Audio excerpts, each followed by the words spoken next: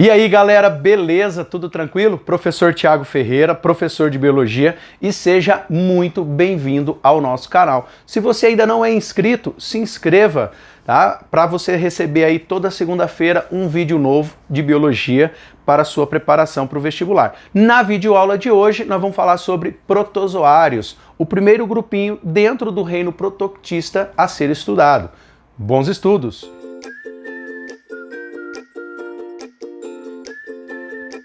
Galera, então, o reino protoctista ou reino protista, ele é um reino que dentro da classificação moderna, dentro da sistemática moderna, ele foge aos critérios de classificação. Então ele preserva ainda um reunir de indivíduos que não tem um grau de parentesco evolutivo. Então, por muitos pesquisadores, o reino protoctista, na qual nós encontramos os protozoários, que é tema aqui da nossa aula, e as algas, eles não têm um parentesco em comum. Então o reino protoctista acaba sendo um grupo onde eu tenho indivíduos eucariontes que não se encaixam em nenhum dos outros reinos. Reino animal, reino plantae e o reino fungi, certo?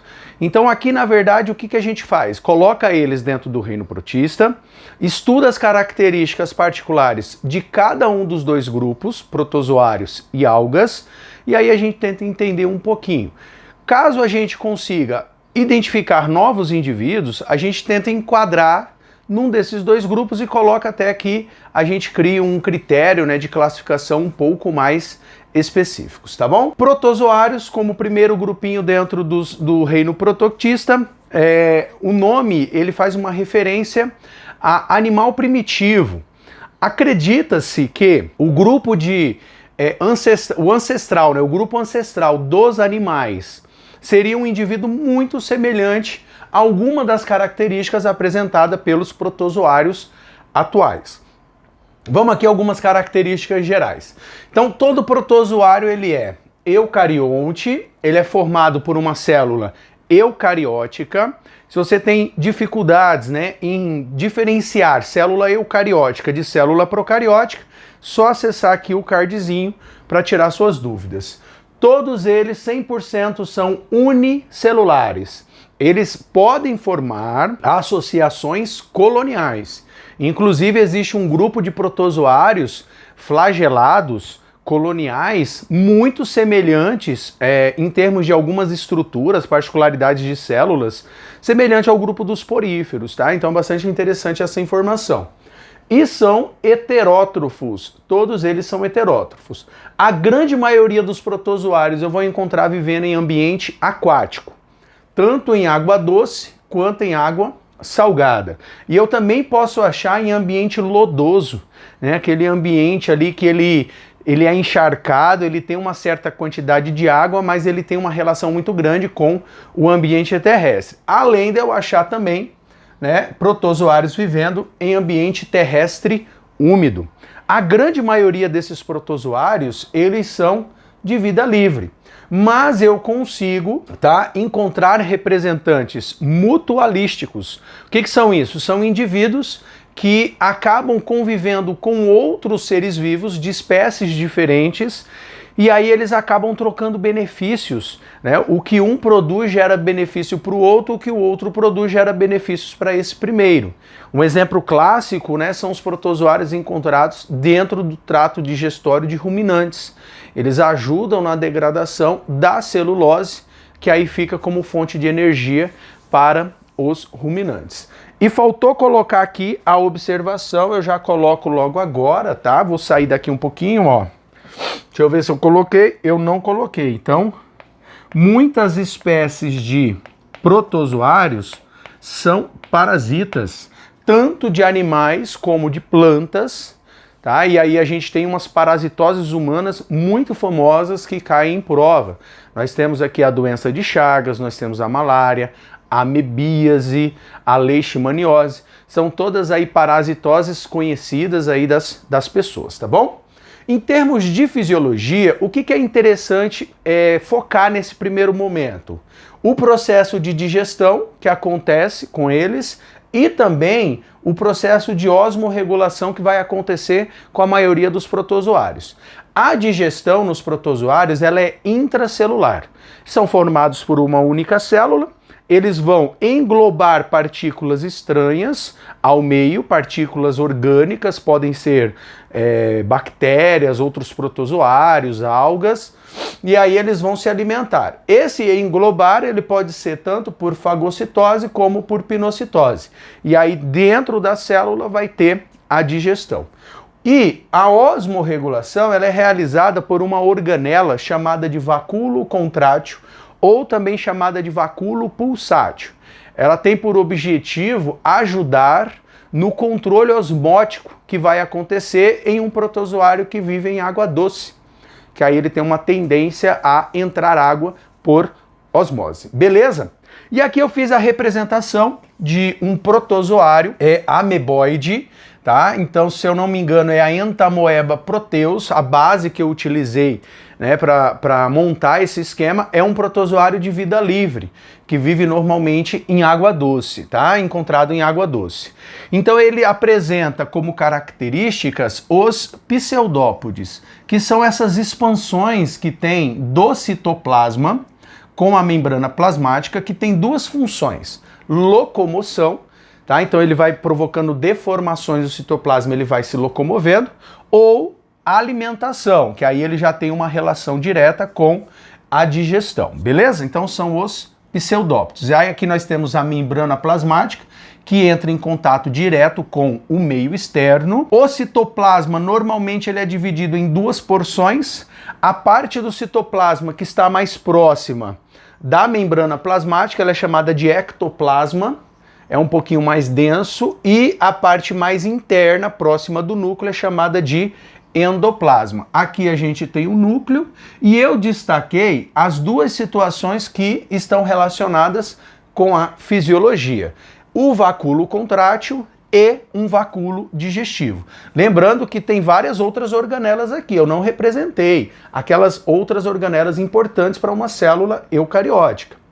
O vacúolo contrátil, ele vai ter a função de ajudar na osmorregulação de protozoários de água doce. O que acontece? Um protozoário de água doce, o meio externo, ele é hipotônico em relação ao citoplasma da célula, que é hipertônico.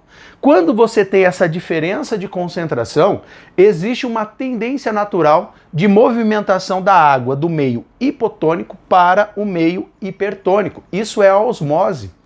E aí essa célula, recebendo essa água do meio externo, ela tem uma forte chance de ficar inchada e estourar pelo excesso de água que vai estar entrando, sofrer a lise celular. Aí entra o vacúolo pulsátil, que é uma espécie de bomba, aonde ele vai puxar essa água que está entrando em excesso e jogar para fora. Então a água vai entrar na célula, vai para o vacúolo expulsa essa água para fora. Com isso, ele vai fazer a osmorregulação, ele consegue regular a quantidade de água que tem na célula.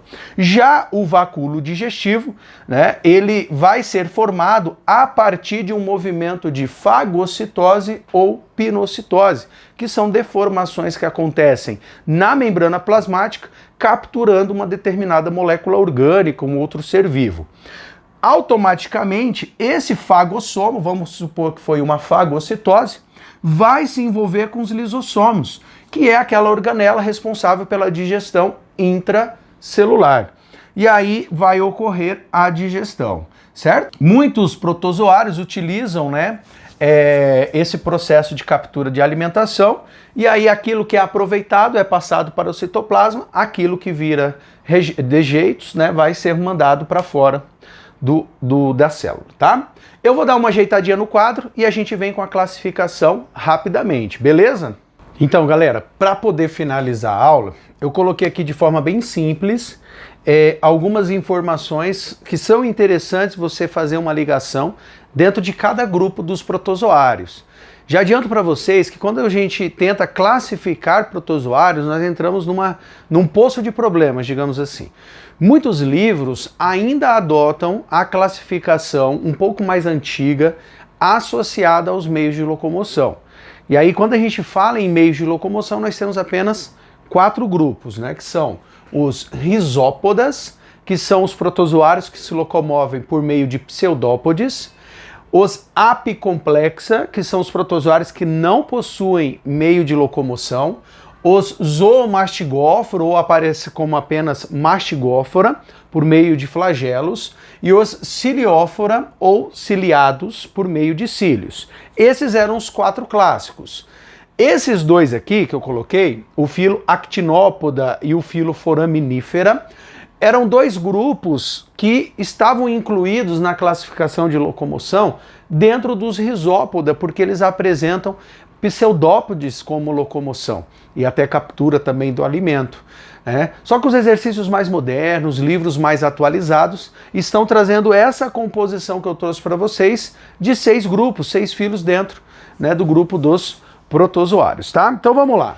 O primeiro grupinho é o filo Rhizópoda, ou também conhecido como sarcogina, que aqui eu tenho as amebas. Aquela que eu desenhei na primeira parte da aula, a Entamoeba proteus, aqui a gente também Entamoeba coli, aqui nós temos também a Entamoeba histolítica, que causa a amebíase, tá? Então, bastante interessante, onde os seus pseudópodes são utilizados para locomoção e alimentação. A grande maioria é de vida livre, mas eu tenho espécies comensais, que é aquele tipo de relação aonde um indivíduo aproveita os restos do outro, da alimentação do outro. Aí o exemplo clássico, nós temos a Entamoeba gengivalis, que vive na região da nossa boca, e as parasitas, que eu comentei com vocês a respeito da Entamoeba histolítica, tá? No filo apicomplexa, nós temos os conhecidos esporozoários, que antigamente eles faziam uma referência como esporozoa.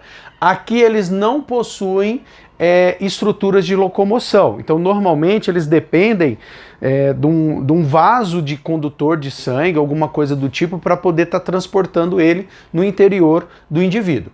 Todos os representantes aqui, a título de ensino médio, eles são parasitas, vão causar protozooses. O mais conhecido é o Plasmodium, que causa aí a malária.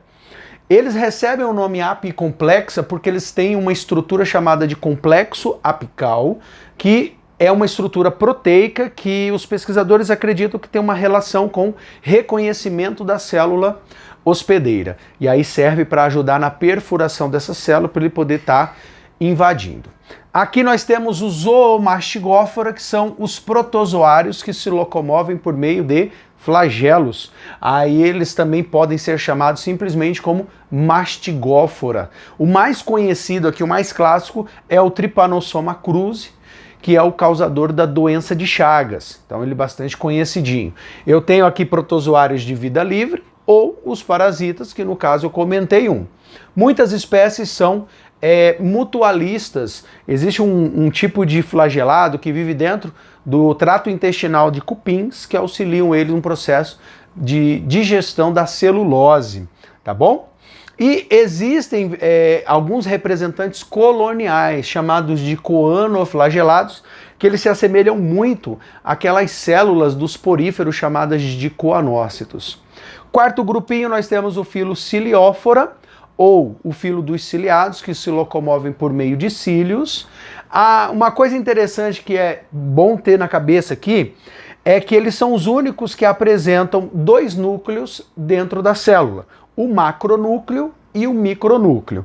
O macronúcleo, ele tem uma relação com a sobrevivência da célula, a manutenção do metabolismo desse indivíduo.